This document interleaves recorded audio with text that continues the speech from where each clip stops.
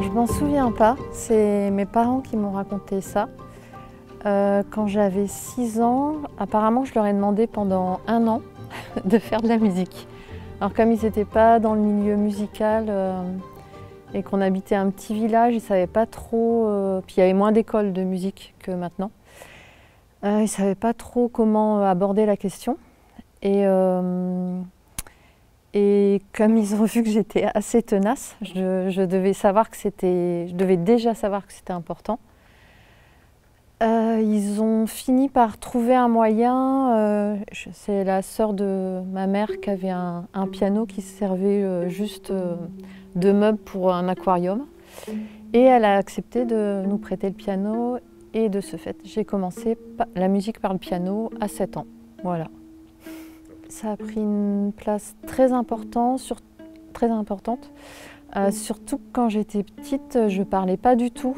Donc c'était vraiment, quand je jouais, je sentais qu'il y avait beaucoup de choses qui y passaient.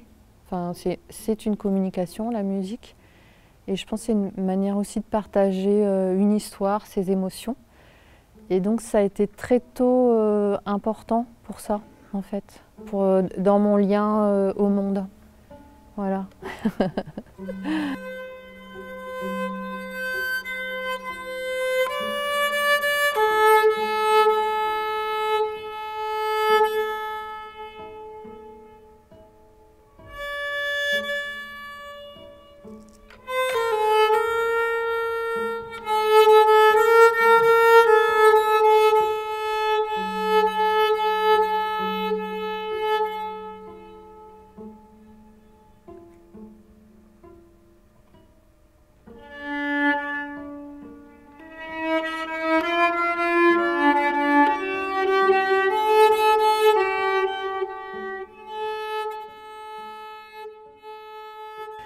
Je suis entrée au conservatoire à Amiens en contrebasse. J'avais envie de faire un instrument à cordes. Et puis après, il y a eu tout un périple. J'ai fait plusieurs conservatoires. J'ai un prix en contrebasse en musique classique. Ça n'a pas été toujours simple, les études au conservatoire. J'ai eu besoin après de faire autre chose. Pour me détacher de la partition, on apprend à jouer très bien, et on peut, si on a une partition, la lire et la jouer tout de suite, on apprend à faire ça. Mais on n'apprend pas du tout à improviser, à être plus libre et à jouer sa musique au conservatoire, en tout cas à l'époque. Et dans les conservatoires où j'étais, on apprend l'interprétation, la technique, des choses comme ça. Et ça peut être aussi une discipline enseignée un peu durement aussi. Donc j'ai pris un contre-pied en apprenant, en faisant de l'improvisation libre, donc vraiment de la musique très expérimentale. Là je suis allée à Lille et j'ai découvert ensuite la musique électroacoustique. Donc c'est en France la musique initiée par Pierre Schaeffer, donc il y a beaucoup d'expérimentation. En France, c'est à partir de prises de son, donc on prend des prises de son, d'objets, de ce qui peut être considéré comme du bruit, enfin en fait toute chose. Et après on utilise toutes ces matières pour en faire une composition. Et l'idée c'est que en fait potentiellement tout son peut être musique en fait. Voilà. Et donc je suis partie ensuite à Toulouse. Et puis j'ai fait le conservatoire en composition électroacoustique. Et ensuite, voilà. J'ai toujours en parallèle fait des groupes de musique, d'improvisation, de chansons. J'ai fait un petit peu de jazz, enfin beaucoup de choses. Et il y a eu un moment donné, j'ai eu envie de faire ma propre musique en fait. Voilà.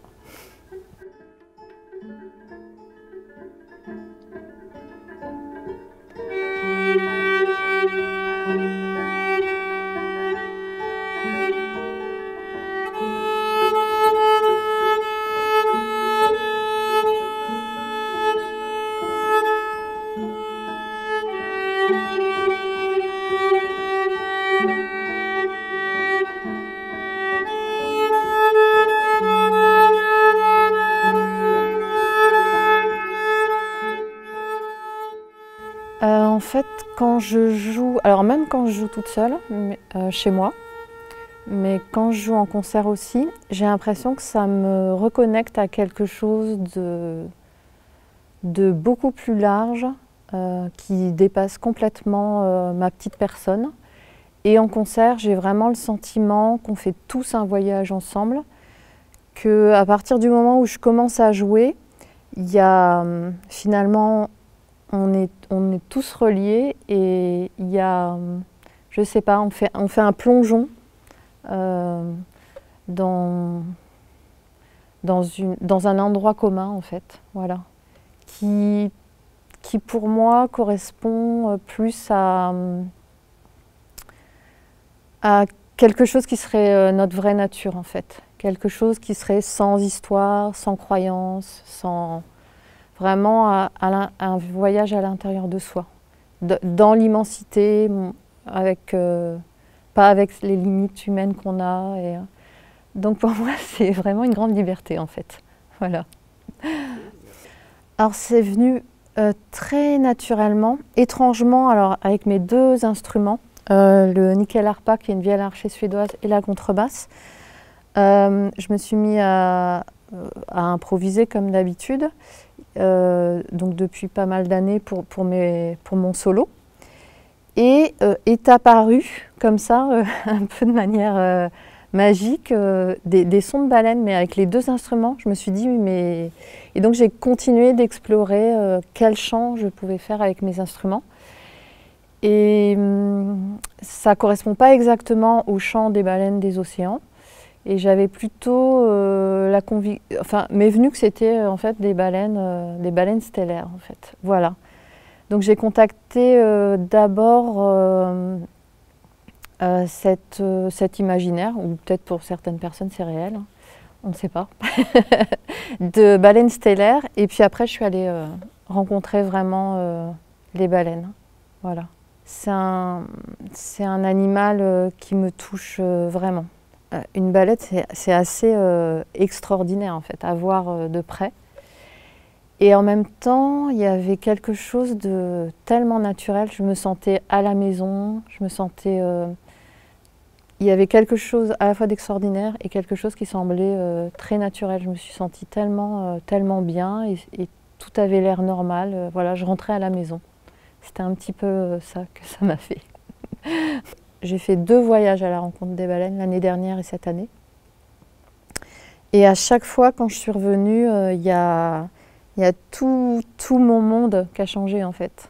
Je pense que c'est... Je sais pas, je suis revenue avec l'énergie des baleines qui a fait que toutes les choses ont changé en fait. Quand je suis revenue, j'ai vu qu'il y avait la sortie des Gardiennes de la planète. Et à ce moment-là, quelqu'un m'a dit « mais pourquoi tu contactes pas les cinémas ?» En fait, il y a vraiment un lien entre les deux. Et j'ai contacté les cinémas et vraiment j'ai eu une tournée de 12 dates qui s'est mise en place en, je sais pas, en 1 mois et demi. Ça pour moi, ça venait avec ce qui s'était passé au Mexique avec les baleines. Enfin, en fait, dans le milieu de la musique, ça se passe jamais aussi rapidement normalement. La plus grande partie du film, donc c'est un documentaire, mais c'est plus qu'un documentaire parce que c'est très poétique. C'est tiré d'un texte d'Escott Williams qui a écrit un livre à la fois documenté très scientifiquement. C'est aussi un hommage aux baleines. Et c'est écrit aussi de manière poétique, donc le film s'est beaucoup inspiré de ça. Et donc le film est aussi plus qu'un documentaire, c'est vraiment très beau et très touchant. Ça montre à quel point, en tant qu'humain, on peut considérer le vivant comme des objets. Et alors que le vivant est sensible, même les végétaux, même... Tout est vivant en fait. Le film, j'ai dû le voir 6 ou 7 fois. Et à chaque fois, à la fin, il y a la voix de Scott Williams qui dit un extrait de son texte. Et à chaque fois, j'ai les larmes aux yeux. Il y a un truc très très fort dans son texte.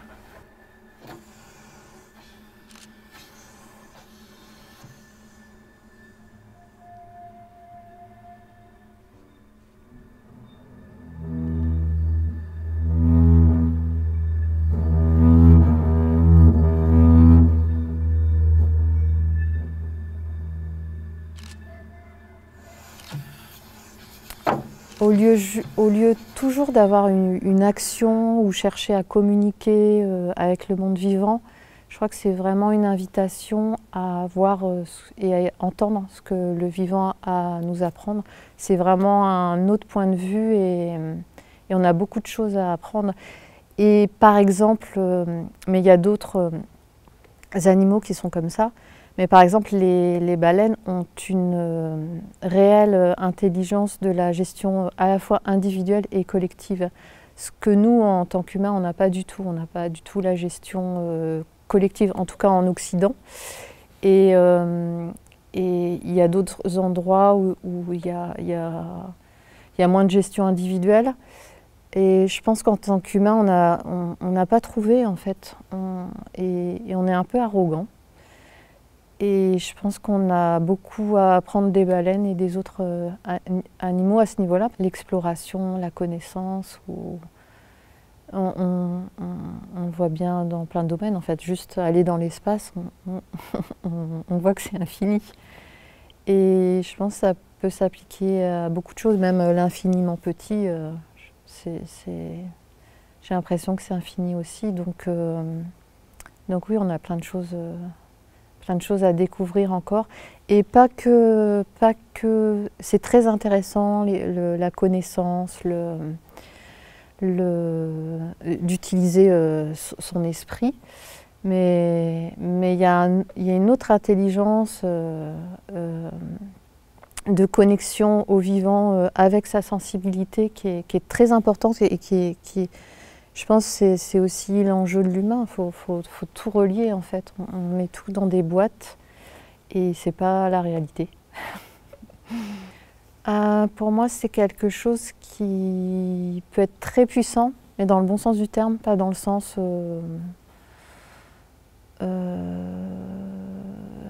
c'est puissant, pas pour écraser, mais vraiment puissant dans le sens expansion. Et ça, on peut vraiment le vérifier tous. À certains moments, on peut être dans une certaine humeur et des fois, juste de mettre une musique, on peut vraiment switcher instantanément notre état intérieur. Donc je pense que ça, c'est un exemple très pragmatique, mais je pense qu'il y a d'autres choses qui se passent aussi qu'on ne connaît pas. Je pense que le son peut guérir. De toute façon, ça, c'est déjà prouvé. On n'est pas encore, je pense, assez avancé pour voir toute l'étendue des choses. Mais ça, j'en suis convaincue, en fait. Et surtout, ce qui me semble beau, en fait, dans l'art, la musique ou toute forme d'expression, c'est que ça nous fait décoller du réel ou de ce qu'on croit du réel. Parce qu'on a beaucoup de filtres, de projections, de croyances. Et je crois que ça permet vraiment de s'évader sans se fuir, en fait. Ça permet de voyager intérieurement. Des fois, on peut être surpris par des musiques, des approches. Et il me semble que ça permet aussi d'ouvrir son esprit. Indirectement, après, ça amène d'autres manières de penser, de la tolérance. Si on accepte quelque chose qu'on ne connaissait pas du tout avant, d'être touché, ou en tout cas d'être en présence, même si on n'aime pas, on découvre que ça existe et que ça ne correspond pas à ce qu'on est. Ça fait toujours bouger en fait l'humain. Donc pour moi c'est très important. D'ailleurs c'est une des premières choses qui est attaquée dans les dictatures, donc c'est pas pour rien. Je propose un voyage intérieur, donc peut-être dit comme ça parle pas forcément. Je propose alors c'est pas du tout, c'est vraiment, c'est pas du tout mental, c'est vraiment une invitation dans le ressenti et c'est des retours que j'ai eu beaucoup aussi, c'est plonger à l'intérieur de soi, voilà, ça, se connecter à quelque chose de plus profond. Alors cette contrebasse a plus de 100 ans Et elle a survécu à un incendie où il faisait 1000 degrés au plafond et autour tout était noir en fait. Voilà. C'est un peu la magie de la vie. Et donc elle a plus de 100 ans, donc respect. Et elle a un très beau son. Et là c'est une vielle archet suédoise. Et c'est un instrument, quand j'ai entendu la première fois quelqu'un en jouer, ça m'a fait comme quand on tombe amoureux de quelqu'un. C'était très fort. Et même si j'aimais bien la musique du groupe qui en jouait, je sentais que c'était vraiment le son qui me parlait. Et voilà, je ne me suis pas posé trop de questions. Je me suis dit, si, si ça me fait cet effet-là, je vais continuer d'en profiter, je vais jouer. Et je trouve que les deux se marient très bien. La contrebasse, vraiment, c'est un instrument qui pose. C'est des sons très lents, très graves. Et le nickel harpa, donc la vielle archet suédoise, j'ai l'impression que c'est plus un instrument qui... alors, il a un son, en tout cas la manière dont j'en joue, on a l'impression des fois que les sons viennent d'ailleurs. C'est pour ça que je parle de musique stellaire. Et c'est un instrument, pour moi, qui reconnecte à un ressenti au cœur, à quelque chose comme ça, en fait. Voilà. Ce que ça aussi, ça m'a fait la première fois qu'on entend. Et d'ailleurs, c'est marrant parce que je le porte au niveau du cœur. Et en fait, dès que je le prends, je sens il y a quelque chose qui s'ouvre comme ça à l'intérieur de moi, qui s'ouvre plus.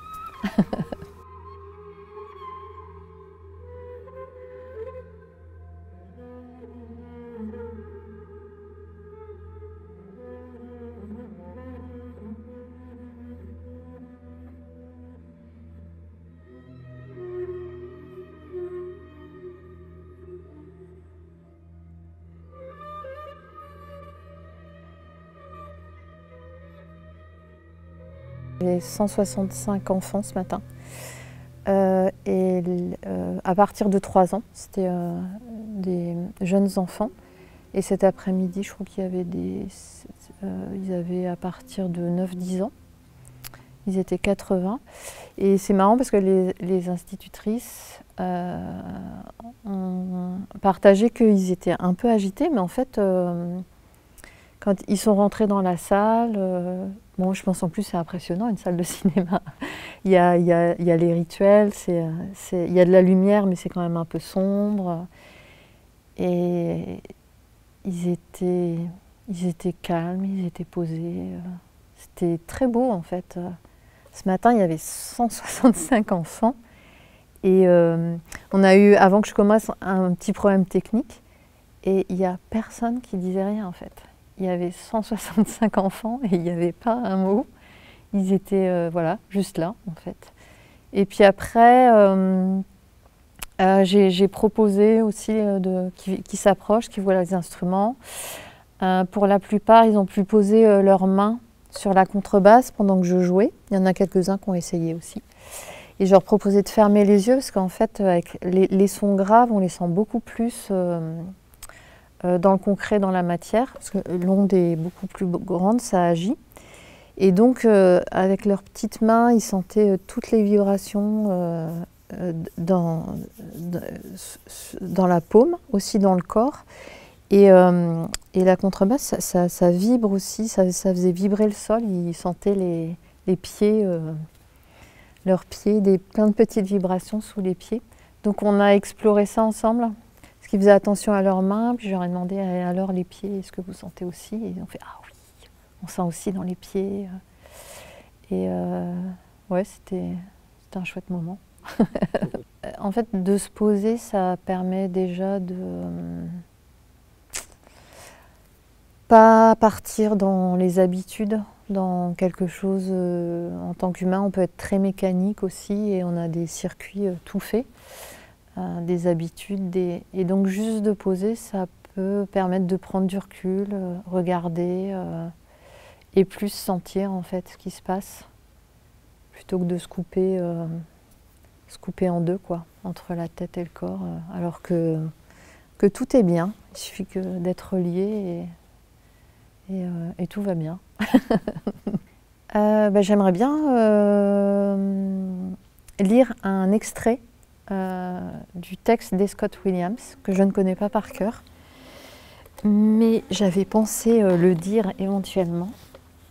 Et donc c'est ce très, très beau livre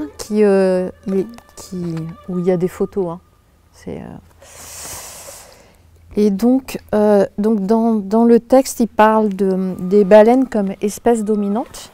Et c'est un mot qui dominer, dominant, c'est assez négatif, mais je crois que c'est pas à le prendre dans ce sens-là. C'est dans le sens où dans l'océan, les baleines régissent beaucoup de choses en fait. C'est plutôt des déesses dans un monde aquatique.